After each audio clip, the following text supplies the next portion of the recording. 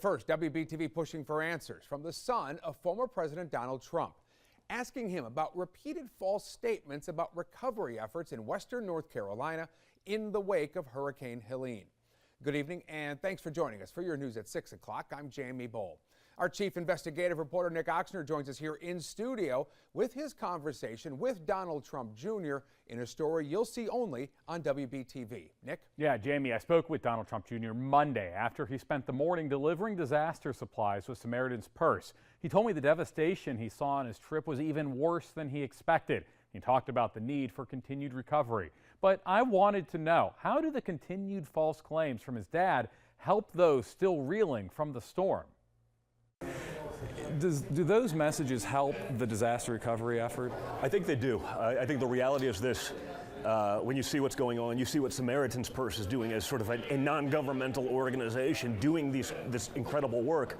If you speak to the people on the ground, just what they tell me is like, hey, we didn't see anyone from those places. I think calling that out is important. There has to be accountability. Donald Trump Jr. doubled down on his dad's repeated false claims about disaster recovery in North Carolina, including claims there isn't federal aid at all, and that Democratic Governor Roy Cooper was only sending help to Democratic voters. While it may come off, as aggressive to some, I get that.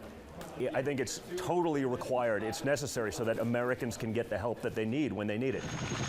Trump spent Monday morning in this Black Hawk helicopter, seeing the devastation firsthand and those helping to respond and recover. I'm probably a pretty cynical guy these days, given everything I've sort of seen and get to experience on a daily basis.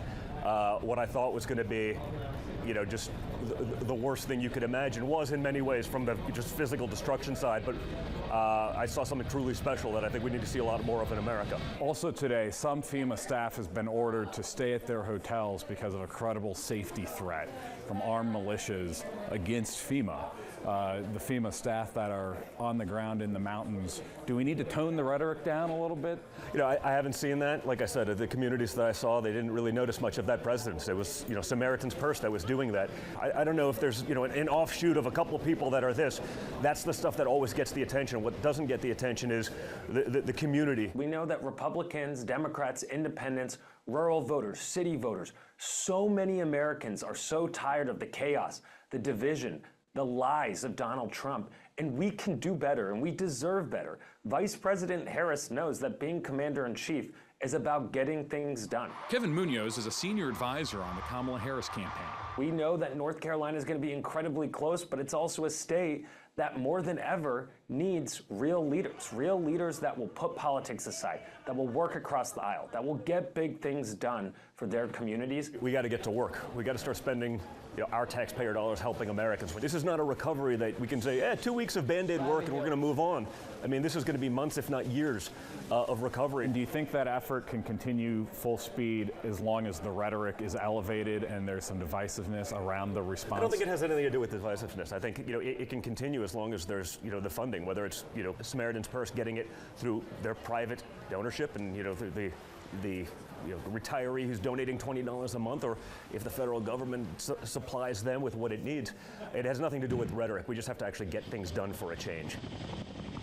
Now, I spent yesterday morning before that interview at Samaritan's Purse Air Operations Base they set up at that tiny airport in Boone. It's a mix of volunteers and military personnel from the federal government coordinating helicopters and Army choppers to deliver aid all across western North Carolina. Jamie, back to you. All right, Nick, thank you. Now, a new team was just established to help find dozens of people still missing after Hurricane Helene here in North Carolina. Governor Cooper says at last check, 95 people died from Helene, 92 still unaccounted for. That's where this new task force comes in. Despite the state and federal aid, there are still rumors on social media that the government has abandoned victims of the storm. Cooper is addressing those claims head on.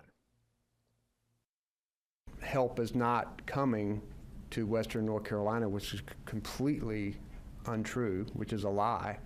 The people who are actually on the ground helping feel demoralized when those accusations are made. We'll be following along with those claims, along with the threats toward FEMA, to see how it's affecting the recovery efforts.